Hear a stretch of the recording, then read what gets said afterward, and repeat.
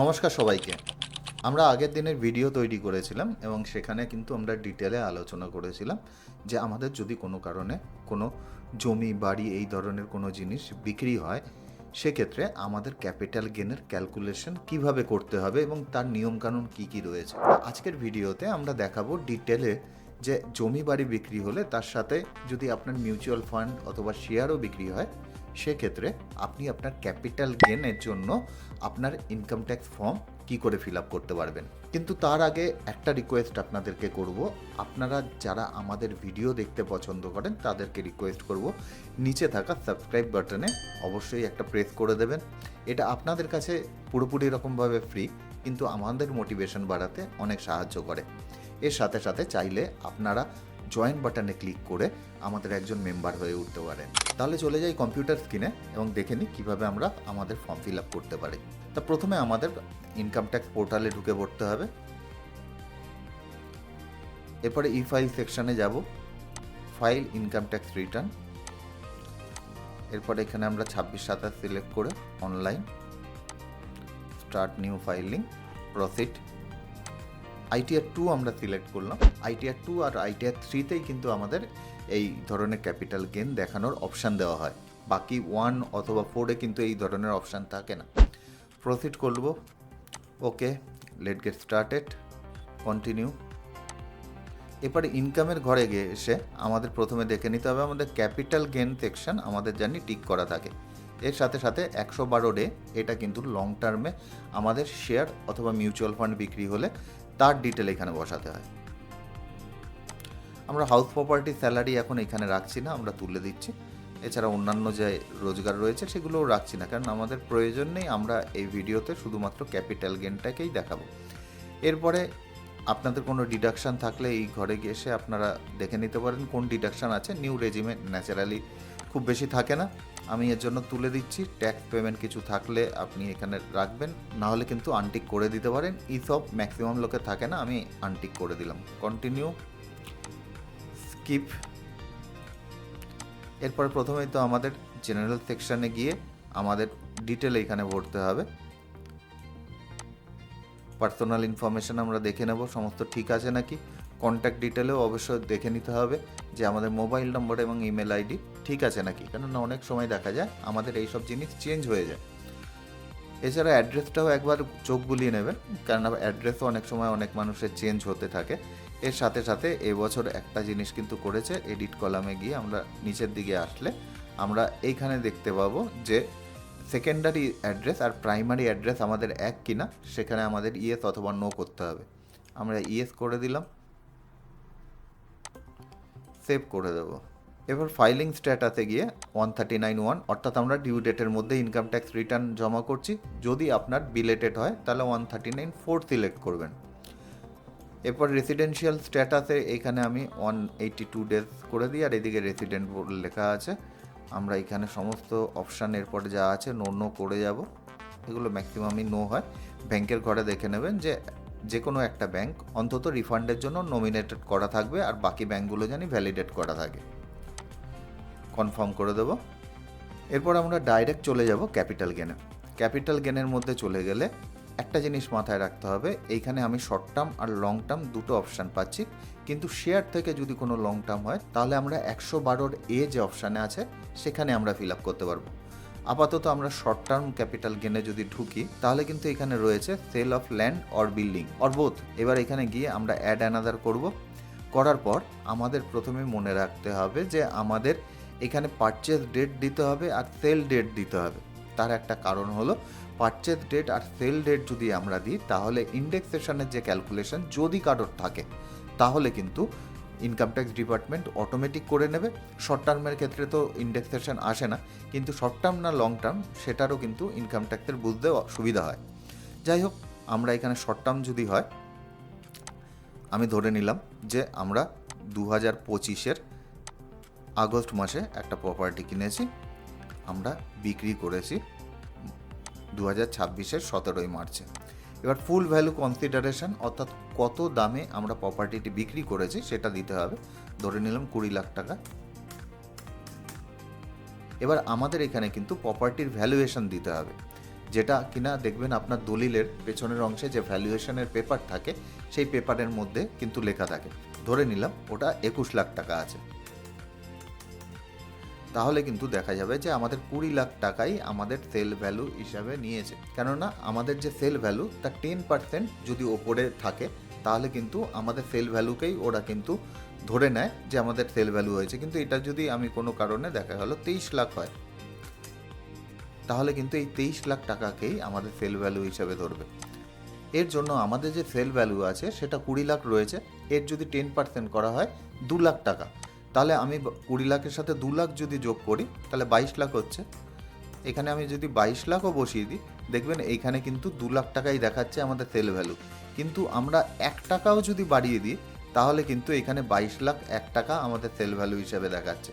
সুতরাং আপনার যে প্রপার্টির সেল ভ্যালু তার 10%-এর ওপরে জানি আপনার প্রপার্টির ভ্যালুয়েশন না যায়।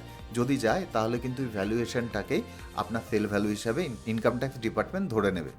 এরপর এখানে রয়েছে কস্ট অফ অ্যাকুইজিশন উইদাউট ইন্ডেক্সেশন, অর্থাৎ আমাদের যে প্রপার্টিটি কিনেছি সেটা কত দামে কিনেছি। আমি ধরে নিলাম 18 লাখ টাকায় কিনেছি। এইবার এই প্রপার্টির যদি ইমপ্রুভমেন্ট করতে কোনো ধরনের কোনো খরচা হয় সেটা কিন্তু আমাদের এখানে এই সেকশানে এখানে দিতে হবে। ধরে নিলাম যে ওই প্রপার্টিতে আমি কিছু মাটি ফেলেছি অথবা কোনো বিল্ডিংয়ের কোনো ওয়াল দাঁড় করিয়েছি, যা কিছু হতে পারে, 50,000 টাকা ধরে নিলাম। এরপরে এক্সপেন্ডিচার, যেটা প্রপার্টি ট্রান্সফারের ক্ষেত্রে আমাদের কোনো ধরনের এক্সপেন্ডিচার যদি হয়, ধরে নিলাম 2% ব্রোকারেজ গেছে, তাহলে 40,000 টাকা হয়। 40,000 টাকা দেওয়ার পর আমাদের কিন্তু দেখা যাচ্ছে যে শর্ট টার্ম ক্যাপিটাল গেন 1,10,000 টাকা। এরপরে আমাদের এখানে অ্যাড অ্যানাদার করতে হবে। অ্যাড অ্যানাদার করে যে বায়ার আছে বায়ারের ডিটেল বসাতে হবে। ধরলাম বায়ার সুজয় বৈদ্য। এবার এখানে বায়ারের যে প্যান নম্বর, আধার নম্বর, এগুলো অপশনাল রয়েছে। এইবার এখানে দিতে হবে যে পার্সেন্টেজ অফ শেয়ার। এমন হতে পারে যে সুজয় বৈদ্যর সাথে সাথে আরও একজন ব্যক্তি, তার ওয়াইফ বা যে কোনো একজন, তার ভাই, কেউ একজন, দুজন মিলে প্রপার্টি কিনেছে, সেক্ষেত্রে এখানে 50% হবে করে। এবার সমস্ত অ্যাড্রেস বসানোর পর অ্যাড অ্যানাদার করে আবার আরেকজনের ডিটেল এখানে বসাতে হবে। কিন্তু আমরা এখন ধরে নিচ্ছি যে সুজয় বৈদ্যর নামেই পুরো প্রপার্টি কেনা হয়েছে, আমি 100% করে দিচ্ছি। এইবার টোটাল অ্যামাউন্ট যে সেটা হলো 20 লাখ।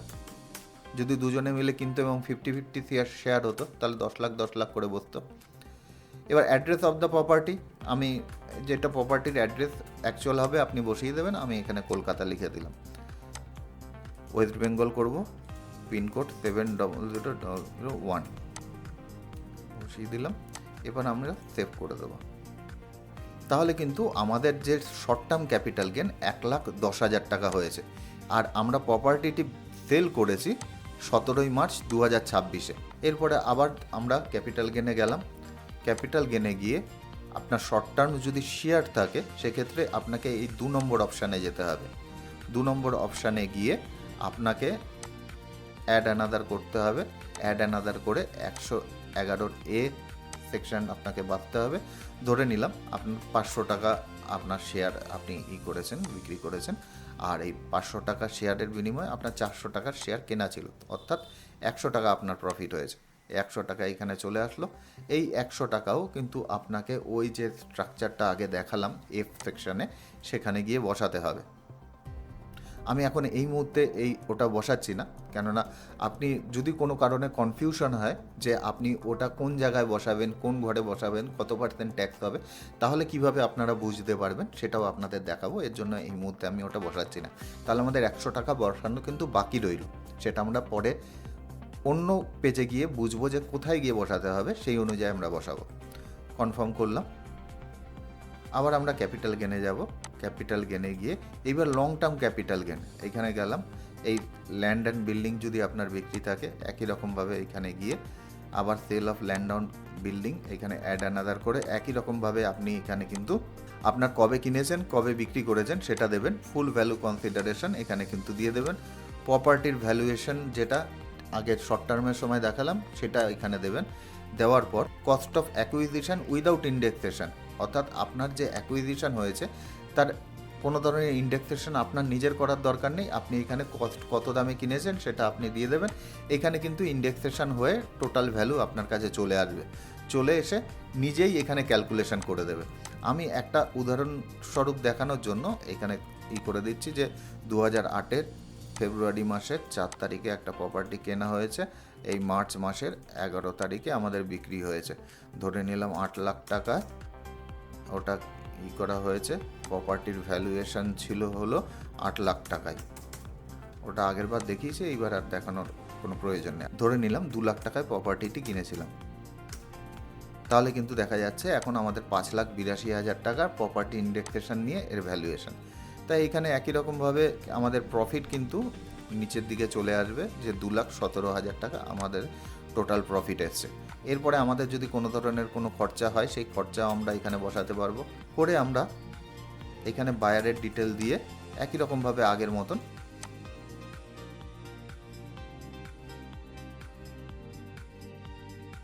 আমরা সেভ করে দেব। এরপরে লং টার্মে যদি আমাদের কোনো শেয়ার অথবা মিউচুয়াল ফান্ড বিক্রি থাকে তাহলে কিন্তু আমাদের এই 112 এতে যেতে হবে, গিয়ে অ্যাড অ্যানাদার করতে হবে। অ্যাড অ্যানাদার করার পর আমাদের দেখতে হবে যে আমাদের এই যে শেয়ার অথবা মিউচুয়াল ফান্ড আছে সেটা 31শে জানুয়ারি 2018-র আগে কেনা হয়েছে না পরে কেনা হয়েছে। যদি পরে কেনা হয়ে গিয়ে থাকে কোনো ধরনের কোনো তাহলে কিন্তু অসুবিধা নেই। এইখানে এসে আমাদের টোটাল কততে আমরা সেল করেছি, ধরে নিলাম 4,000-এ সেল করেছি, আর কততে পারচেজ করেছি, ধরে নিলাম 3,000-এ পারচেজ করেছি, দিলেই আমাদের 1,000 টাকা প্রফিট কিন্তু বেরিয়ে যাবে। কিন্তু যদি কোনো কারণবশত আমাদের 31শে জানুয়ারি 2018-র আগে কেনা থাকে সেক্ষেত্রে আমাদের কিন্তু সমস্ত ডিটেল দিতে হবে শেয়ারের। প্রথমে আপনাকে এখানে ISIN নম্বর বসাতে হবে। এটা কিন্তু আপনি পাবেন হলো আপনার যে ব্রোকার আছে, ব্রোকার একটা স্টেটমেন্ট দেবে, সেই স্টেটমেন্টের মধ্যে পেয়ে যাবেন। এছাড়া গুগল সার্চ করলেও যে কোনো কোম্পানির ISIN নম্বর আপনি পেতে পারেন। তা ISIN বসিয়ে দিলাম, এখানে কিন্তু অটোমেটিক্যালি আমার যে কোম্পানি আছে কোম্পানি বসে গেল। এখানে দিতে হবে নাম্বার অফ শেয়ার, ধরে নিলাম আমি 100 পিস শেয়ার কিনেছিলাম, এই যে শেয়ার বিক্রি করা হয়েছে তার ভ্যালু কত ছিল পার শেয়ার, আমি ধরে নিলাম যে 500 টাকা ছিল এখন, তাহলে কিন্তু 50,000 টাকা অটোমেটিক এখানে বসে গেল। এরপরে আপনার কস্ট অফ অ্যাকুইজিশন, ওই যে শেয়ারটা আপনি কিনছেন এর কস্ট অফ অ্যাকুইজিশন কত টাকায় আপনি এই শেয়ারটি কিনেছিলেন, ধরে নিলাম 30,000 টাকায় কিনেছিলাম। এরপরে আমাদের এখানে দিতে হবে ফেয়ার মার্কেট ভ্যালু পার শেয়ার, এই 31শে জানুয়ারি 2018-তে কত ছিল, ধরে নিলাম এটা 450 টাকা করে পার শেয়ারের মার্কেট ভ্যালু ছিল। এখানে কিন্তু আমাদের কিন্তু অটোমেটিক চলে আসলো যে তার মানে 45,000 টাকা এই শেয়ারের মার্কেট ভ্যালু ছিল 31শে জানুয়ারি 2018-তে। তাহলে কিন্তু এইখানে চলে আসলো 5,000 টাকা আমাদের প্রফিট হয়েছে। কিন্তু কোনো কারণবশত যদি দেখা যায় যে এই শেয়ারের মার্কেট ভ্যালু সেই টাইমে 200 টাকা ছিল, তাহলে কিন্তু 20,000 টাকা আপনার মার্কেট ভ্যালু ছিল, সেক্ষেত্রে কস্ট অফ অ্যাকুইজিশন সেটা কিন্তু এই 30,000 টাকা ধরবে। অর্থাৎ যে ক্ষেত্রে আপনার প্রফিট কম হবে সেটাকেই কিন্তু এখানে আপনার প্রফিট হিসেবে ধরবে। সেভ করে দেব। সেভ করে দেওয়ার পর আমরা কিন্তু আমাদের মেন সেকশানে যাব, যেখান থেকে আমরা বুঝতে পারবো যে কার ঘরে আমরা কতটা পোর্শন আমাদের বসাতে হবে। তা আমরা যদি শিডিউল CYL-তে যাই আপনি কিন্তু দেখতে পাবেন যে শর্ট টার্ম ক্যাপিটাল গেনের 20% হারে আমাদের এখানে 100 টাকা বসবে। এরপরে যে short term capital gain normal রেটে 1,10,000 টাকা বসবে। এছাড়া লং টার্ম ক্যাপিটাল গেনে 5,70,000 টাকা বসবে 12.5%-এ। এছাড়া এইখানে রয়েছে আদার সোর্স অফ ইনকাম, এটা ক্যাপিটাল গেনের সাথে সম্পর্কিত নয়। আপনি চাইলে এটার একটা স্ক্রিনশট নিয়ে নিতে পারেন যাতে আপনার নেক্সট পেজে গিয়ে কাজ করতে সুবিধা হয়। তা আমরা আমাদের স্ক্রিনশট নিয়ে নিয়েছি। শর্ট টার্ম ক্যাপিটাল গেনে 20% হারে যে ট্যাক্স হয়েছে সেটা কিন্তু 100 টাকা। এইবার আমাদের জানতে হবে যে এই 20% হারে যে ট্যাক্স 100 টাকা হয়েছে এটা এই কোয়ার্টারগুলোর মধ্যে কোন কোয়ার্টারে। যদি বুঝতে না পারেন তাহলে প্রথম কোয়ার্টারে আপনি দিয়ে দেবেন, তাহলে আর কোনো ধরনের সমস্যা থাকবে না। এরপর আপনার রয়েছে short term capital gain normal রেটে 1,10,000 টাকা। এবার আমাদের যে 1,10,000 টাকা প্রফিট হয়েছিল শর্ট টার্ম ক্যাপিটাল গেনে, এটা সঠিক জায়গায় আমাদের বসাতে হবে। যেহেতু আমরা মার্চ মাসে এটা বিক্রি করেছিলাম সেহেতু 16ই মার্চ থেকে 31শে মার্চের মধ্যে ওই ডেটটা পড়ছে, সুতরাং 1,10,000 টাকা আমরা এখানে বসিয়ে দেবো। এরপর আমাদের লং টার্ম ক্যাপিটাল গেনে রয়েছে 5,70,000 টাকা 12.5%-এ। এবার আমরা লং টার্ম ক্যাপিটাল গেনে 12.5% 5,70,000 টাকা। এটা অবশ্যই আপনার কোন ডেটে আছে সেটা দেখে আপনি বসাবেন, আমি জাস্ট একটা র্যান্ডম প্রথমে বসিয়ে দিলাম। করে এরপরে কিন্তু আমাদের কনফার্ম করে দিতে হবে। এরপরে আমরা যদি এই ব্রেকআপ দিতে কোনো ধরনের কোনো ভুল করি, তাহলে কিন্তু যখন আমরা আমাদের ইনকাম ট্যাক্স রিটার্ন প্রসিড করতে যাব, সামনের দিকে এগোতে যাব, তখন কিন্তু আমাদের এরর দেখাবে। যদি এরর না দেখায় তাহলে বুঝতে হবে সমস্ত কিছু ঠিকঠাক আছে, আর যদি এরর দেখায় তাহলে বুঝতে হবে কোথাও না কোথাও কোনো গন্ডগোল হয়েছে। এরপরে আমরা চলে আসবো পার্ট বি টিআইতে। ওখানে আসলে আমাদের টোটাল ইনকাম, ক্যাপিটাল গেন থেকে কত, আদার সোর্স থেকে কত আছে, সমস্ত কিছু এখানে দেখাবে। এরপর ট্যাক্স পেড কলামে গেলে আমাদের কোনো টিডিএস আছে নাকি বা সেলফ অ্যাসেসমেন্ট ট্যাক্স আছে নাকি সেগুলো দেখাবে, অনেক ভিডিওতে আমি দেখিয়েছি এগুলো। এরপরে কম্পিউটেশন অফ ট্যাক্স লায়াবিলিটি, আমাদের টোটাল কত ট্যাক্সের লায়াবিলিটি আসছে, 1020 টাকা। আপনি যদি ব্রেকআপ চান তাহলে কিন্তু ওপর দিকে উঠে এখানে শো ডিটেলে গিয়ে আপনি ব্রেকআপ নিতে পারেন। এরপরে আপনি পে নাও করে পে করতে পারেন, অথবা পে লেটার করে আপনি পরে পেমেন্ট করতে পারেন। এরপর আমরা প্রসিড টু ভ্যালিডেশন করব, টিক দেব, প্লেস বাজবো, প্রসিড টু ভ্যালিডেশন প্রিভিউ করে আপনারা কিন্তু চাইলে এখান থেকে দেখে নিতে পারেন সমস্ত কিছু ঠিকঠাক আছে না। এরপর প্রসিড টু ভ্যালিডেশন করে এরপরে আপনি আপনার ইনকাম ট্যাক্স রিটার্ন কমপ্লিট করতে পারেন। আশা করি ভিডিওটি থেকে আপনাদের অল্প কিছু হলেও ভ্যালু প্রোভাইড করতে পেরেছি। সুজয় বৈদ্য, সাইনিং অফ।